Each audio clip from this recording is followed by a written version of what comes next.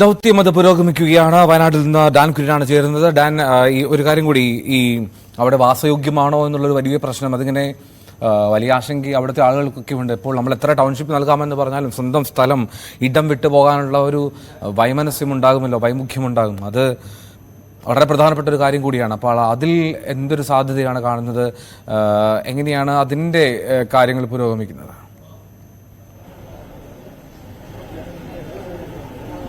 ഏതാണ്ട് 750-ലേറെ കുടുംബങ്ങളാണ് 14ഓളം ക്യാമ്പുകളിലായി കഴിയുന്നത്. സ്വാഭാവികമായി 253 വാടക വീടുകൾ അവരുടെ പുനരധിവാസവുമായി ബന്ധപ്പെട്ട് ഇതിനോടകം കണ്ടെത്തിയിരുന്നു.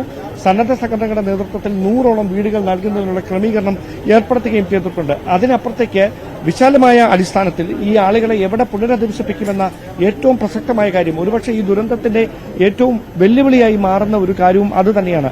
ഇത്രയധികം കുടുംബങ്ങളെ ഒരു പ്രത്യേക സ്ഥലത്ത് ഒരുമിച്ച് താമസിപ്പിക്കുക എന്ന് പറയുന്നത് ഇപ്പോൾ പ്രായോഗികമായി ഇവിടുത്തെ സാഹചര്യത്തിൽ നടക്കുന്ന കാര്യമല്ല. ആ പശ്ചാത്തലത്തിൽ ഏക പോംവഴി എന്ന് പറയുന്നത് അവരുടെ കൂടി താല്പര്യം പരിഗണിച്ചുകൊണ്ട്, അല്ലെങ്കിൽ ഏതെങ്കിലും സ്ഥലത്ത്, സർക്കാർ എടുക്കുന്ന സ്ഥലത്തോ അല്ലെങ്കിൽ മറ്റേതെങ്കിലും സ്ഥലത്ത് അവരുടെ കൂടി ഒരു താല്പര്യം പരിഗണിച്ചുകൊണ്ട് മാത്രമേ അത്തരമൊരു തീരുമാനത്തിലേക്ക് കടക്കാൻ കഴിയുകയുള്ളൂ. ആ നടപടികൾക്കൊക്കെ ഒരു വശത്ത് തുടക്കമായിരിക്കുന്നു. അതിന്റെ പ്രാഥമിക ഘട്ടമെന്നതാണ് ഈ സർട്ടിഫിക്കറ്റുകൾ നഷ്ടമായവർക്ക്, രേഖകൾ നഷ്ടമായവർക്ക് അത് വീണ്ടെടുക്കുന്നതിന് വേണ്ടിയിട്ടുള്ള അവസരം ഇന്നലെ പ്രത്യേക ഒരു ചർച്ചയിലൂടെ, ക്യാമ്പിലൂടെ അതിനുള്ള ഒരു നടപടികൾക്ക് തുടക്കമായിരിക്കുന്നത്. അത് വരും ദിവസങ്ങളിലും അങ്ങനെ തന്നെ തുടരുമെന്നാണ് അറിയാൻ കഴിയുന്നത്. എന്തായാലും റവന്യൂ വകുപ്പിന്റെ ഭാഗത്തുനിന്നും ജില്ലാ ഭരണകൂടത്തിന്റെ ഭാഗത്തുനിന്നും അതുമായി ബന്ധപ്പെട്ട നടപടികൾ ഏകോപിപ്പിക്കുന്നുണ്ട്. തദ്ദേശ സ്വയംഭരണ വകുപ്പും ഈ നടപടികൾക്ക് തുടക്കം കുറിച്ചിരിക്കുകയാണ്. മന്ത്രി കെ രാജൻ എന്നോടൊപ്പം ചേരുന്നു.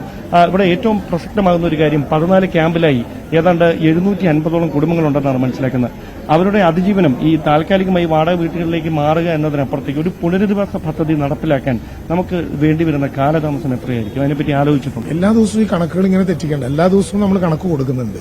ഇപ്പൊ 587 കുടുംബങ്ങളെ നിലവിൽ ക്യാമ്പിലുള്ളൂ. ആ ക്യാമ്പിൽ നമ്മളിപ്പോ ക്യാമ്പുകളിലുള്ളവരെ സ്കൂളുകളിൽ നിന്ന് ഒഴിവാക്കി താൽക്കാലിക കേന്ദ്രങ്ങളിലേക്ക് മാറ്റുക എന്നുള്ളതാണ് ഒന്നാമത്തെ ലക്ഷ്യം. അത് പറയുമ്പോൾ തന്നെ ക്യാമ്പുകളിൽ നിന്ന് ആളുകൾ പോകാൻ പലപ്പോഴും മടി കാണിക്കുന്നത്, അല്ലെങ്കിൽ ചിലരെങ്കിലും മനസ്സിലുള്ളത്, ക്യാമ്പുകളിൽ നിന്ന് പോയാൽ സ്ഥിരമായ പുനരധിവാസത്തിൽ ഉൾപ്പെടാതെ പോകുമോ എന്നാണ്. സ്ഥിരമായ പുനരധിവാസത്തിന് ക്യാമ്പുമായി ഒരു ബന്ധവുമില്ല. സ്ഥിരമായ പുനരധിവാസം യഥാർത്ഥത്തിൽ ഭൂമിയിലുണ്ടായിട്ടുള്ള സംഭവങ്ങൾ പഠിച്ച് ആരെയെല്ലാമാണ് ഇത് എഫക്ട് ചെയ്തിട്ടുള്ളത്, അവർ ക്യാമ്പിൽ ഉണ്ടായാലും ഇല്ലെങ്കിലും, വന്നാലും വന്നില്ലെങ്കിലും അവരെ പൂർണ്ണമായി ഈ പാക്കേജിന്റെ ഭാഗമാക്കും. അതിൽ കർശനമായിട്ടുള്ള നിലപാട് തന്നെയാണ് സർക്കാരിനുള്ളത്. ബന്ധുവീടുകളിലേക്ക് പോയ ആളുകൾ ഉണ്ട്, അവിടെ തന്നെ കൂടാൻ കഴിയുമെങ്കിൽ അവിടെ തന്നെ കൂടാം. അവർക്ക് ഏതെങ്കിലും സഹായങ്ങൾ ചെയ്യേണ്ടതുണ്ടെങ്കിൽ അത് ചെയ്യുന്നതിൽ ഒരു മടിയുണ്ടാകില്ല. ഇപ്പൊ ഹാരിസൺ മലയാളത്തിലെ തൊഴിലാളികൾ നേതാക്കന്മാരും അവരുടെ മാനേജ്മെന്റുമായി ഞങ്ങൾ ചർച്ച ചെയ്തു. അവരെല്ലാം വളരെ പോസിറ്റീവായി ഈ കാര്യത്തെ എടുക്കുകയാണ്. അവര് നിശ്ചിതമായിട്ടുള്ള ആളുകളെ അവരുടെ തന്നെ തയ്യാറാക്കിയിട്ടുള്ള ക്വാർട്ടേഴ്സുകളിലേക്ക് മാറ്റാമെന്ന് പറഞ്ഞിട്ടുണ്ട്. യൂണിയൻ നേതാക്കളും മാനേജ്മെന്റും സംയുക്തമായിട്ട് ഇന്ന് ഈ സ്ഥലങ്ങൾ പോയി നോക്കി ആരെയൊക്കെ മാറ്റാം, 102 പേരെ വരെ കുടുംബങ്ങളെ വരെ മാറ്റാം എന്ന് പറഞ്ഞിട്ടുണ്ട്. പക്ഷെ തൽക്കാലം ഏറ്റവും വേഗതയിൽ എത്ര പേരെ മാറ്റാം, അവരാരായിരിക്കണം, അത് കിട്ടിക്കഴിഞ്ഞാൽ പിന്നെയും എണ്ണം കുറച്ചുകൂടി കുറയും. ബന്ധുവീടുകളിലേക്ക് പോകാൻ നിൽക്കുന്നവർക്ക് ഈ വാടക ഇനത്തിൽ നൽകുന്നത് പോലെ തന്നെ ഗൌരവമായി പരിഗണിച്ചുകൊണ്ട് അവിടേക്ക് മാറ്റാനും കഴിയും. അല്ലാത്തവർക്ക് LSTD പിന്നെ ഉൾപ്പെടെ LSTD ഞാനതിലേക്ക് കടക്കുന്നത്, LSTD സന്നദ്ധ സംഘടനകൾ സൗജന്യമായി വാടകയ്ക്ക് വീടുകൾ നൽകുന്നവർ അവരെ പണികരിക്കും.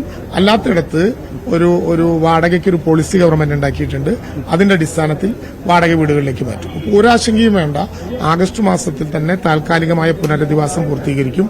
മുഴുവൻ ആളുകളെയും അവരുടെ കുടുംബങ്ങളുടെ സ്വകാര്യത ഉറപ്പുവരുത്താൻ കഴിയുന്ന വിധത്തിൽ കൊടുക്കുമെന്ന് മാത്രമല്ല, ഈ സ്കൂളുകളിലൊക്കെ പഠനം ആരംഭിക്കേണ്ടതുണ്ട്.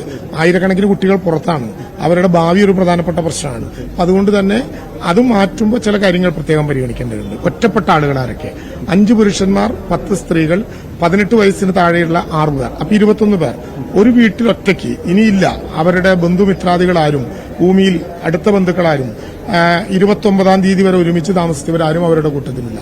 അവർക്ക് പ്രത്യേകമായ പരിഗണന കൊടുക്കേണ്ടി വരും. കാരണം അവരെ ഒറ്റയ്ക്കൊരു വാടക വീടെടുത്ത് താമസിപ്പിച്ചിട്ട് കാര്യമില്ല. അപ്പൊ അവർക്ക് പോകാവുന്ന വീടുകളുണ്ടോ? ഇനി പേയിങ് ഗസ്റ്റുകളാക്കി നല്ല കൂട്ടിച്ചേർത്ത് പോകാവുന്ന വീടുകളിലേക്കുണ്ടോ? ഇവരെല്ലാവരെയും ഒരുമിച്ച് താമസിപ്പിക്കാനുള്ള പ്രശ്നം, ഇവരെല്ലാം ഇതേ മാനസികാവസ്ഥയിലാണ്. അത് കൂടുതൽ ആളുകളെ കാണും തോറും ഇതേ മാനസിക അസ്വസ്ഥമുള്ളവരുമായി അല്ലെങ്കിൽ അവസ്ഥയുള്ളവരുമായി കൂടിച്ചേർന്നാൽ കൂടുതൽ അപകടത്തിലേക്ക് പോകും എന്നാണ് നമ്മുടെ കൌൺസിലേഴ്സും സൈക്കോളജിക്കൽ എക്സ്പെർട്ടും മനഃശാസ്ത്ര വിദഗ്ധന്മാരും പറയുന്നത്. അതുകൊണ്ട് അവരെ ഏൽപ്പിക്കാവുന്ന വീടുകളിലേക്ക് പോകണം. പിന്നെ 2 പേരുള്ളത് എത്ര, 3 പേരുള്ളവർ എത്ര, 4 പേരുള്ളവർ എത്ര, അതിൽ കൂടുതലുള്ളവർ എത്ര, അത് പ്രത്യേകമായി തയ്യാറാക്കാം. ആ റിപ്പോർട്ട് ഇന്ന് വൈകുന്നേരം കിട്ടും. ഇന്നിപ്പോൾ 14 ദിവസം ആയിട്ടുള്ളൂ, 15ാം ദിവസത്തിലേക്ക് പ്രവേശിക്കുന്നേ ഉള്ളൂ. ഓഗസ്റ്റ് മാസത്തിൽ തന്നെ ഒരാളും ഭീതിപ്പെടേണ്ട. ചിലർ പറയുന്നത് പോലെ ഞങ്ങൾക്ക് അന്വേഷിച്ചു പോകാൻ ആളില്ല, ഞങ്ങൾക്ക് പറയുന്ന പൈസയ്ക്ക് കിട്ടുന്നില്ല, അതൊന്നുമില്ല. നമ്മുടെ ജില്ലാ ഭരണകൂടം നിങ്ങൾ ഉൾപ്പെടെ നമ്മളെല്ലാവരും ഒരുമിച്ച് അവർക്ക് വേണ്ടി നിൽക്കുകയാണ്. അന്വേഷിക്കാൻ നമ്മളുണ്ട്. അപ്പൊ അതുകൊണ്ട് ധൈര്യമായിട്ടിരിക്കുക. ഒരു കാര്യം കൂടി, ഈ തെരച്ചിൽ 15ാം ദിവസമാണ്, വളരെ ദുഷ്കരമാണ്. ഇന്നലത്തെ കാഴ്ചകളൊക്കെ ഭീതിജനകമായിരുന്നു. അപ്പൊ ഇത് എങ്ങനെ തുടരും? അതായത് ഈ ഒരു ജനങ്ങളുടെ ഒരു ആശങ്ക കണക്കിലെടുത്തുകൊണ്ടാണോ, അല്ലെങ്കിൽ അവരുടെ ഒരു വേദന കണക്കിലെടുത്തുകൊണ്ടാണോ ഈ ഒരു ദുഷ്കരമായ സാഹചര്യത്തിൽ ഇത് തുടരുന്ന ഒരു പശ്ചാത്തലം? വളരെ ദുഷ്കരമായ സാഹചര്യമുണ്ട്. പക്ഷെ അവരുടെ വേദന കണക്കിലെടുത്തുകൊണ്ട് ഒരാൾ പോലും അന്വേഷകനായി നിൽക്കുന്നിടത്തോളം അത് തുടരേണ്ടി വരും. ആ തുടച്ചിൽ കൃത്യമായി ഫോഴ്സ് മുന്നോട്ട് കൊണ്ടുപോകും. കൃത്യമതണ്ടയോടെ. ഈ തിരക്കിനിടയിൽ താങ്കളുടെ പ്രതികരണത്തിന് നന്ദി. എന്തായാലും അദ്ദേഹം സൂചിപ്പിച്ച പോലെ 15ാം ദിവസവും ദുഷ്കരമായ സാഹചര്യത്തിൽ ചാലിയാർ പുഴയുടെ തീരങ്ങളിൽ ഈ തെരച്ചിൽ പുരോഗമിക്കുകയാണ്. അതുമായി ബന്ധപ്പെട്ട് ആശങ്ക അറിയിച്ചുകൊണ്ട് ഇനിയും തങ്ങളുടെ ബന്ധുക്കളെ കാണാനുണ്ട് എന്ന വേദന പങ്കുവെച്ചുകൊണ്ട് സർക്കാരിന്റെ മുമ്പിലും ജില്ലാ ഭരണകൂടത്തിന് മുമ്പിലും എത്തിയിരിക്കുന്ന അവസാനത്തെ ആളുകളുടെയും ആശങ്കയ്ക്ക് പരിഹാരം കൊണ്ടുകൊണ്ട് മാത്രമേ തെരച്ചിൽ അവസാനിപ്പിക്കുകയുള്ളൂ എന്ന് റവന്യൂ മന്ത്രി തന്നെ വ്യക്തമാക്കുമ്പോൾ ഒരു കാര്യം ഉറപ്പാണ്, ഈ ദുരന്തത്തിന്റെ തീവ്രത അത് ഓരോ ദിവസം കൂടുന്തോറും കുറയുകയല്ല, അത് കൂടി വരുന്നതിന്റെ ദയനീയമായ കാഴ്ചകൾ തന്നെയാണ് ചാലിയാറിലും പുഞ്ചിരിമട്ടത്തും മുണ്ടക്കൈയിലും എല്ലാം നമുക്ക് കാണാൻ കഴിയുന്നത്. റൈറ്റ്. ഡാൻ കുര്യനാണ് അവിടെ 2 മന്ത്രിമാരുടെയും പ്രതികരണം തേടി അതിന്റെ കാര്യങ്ങൾ കൃത്യമായി നൽകിയത്. റവന്യൂ മന്ത്രി കെ രാജനും ഒപ്പം വനമന്ത്രി കെ ശശീന്ദ്രനുമാണ് ഇപ്പോൾ നമ്മോട് സംസാരിച്ചത്. അവർ ആഗ്രഹിക്കുന്നത് പോലെ, അവർ പദ്ധതി ഇടുന്നത് പോലെ തന്നെ ആ പുനരധിവാസം സാധ്യമാകട്ടെ.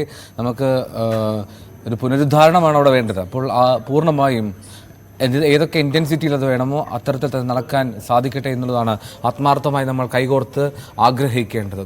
ഒരു ഇടവേളയിലേക്ക് പോകുന്നു. News times.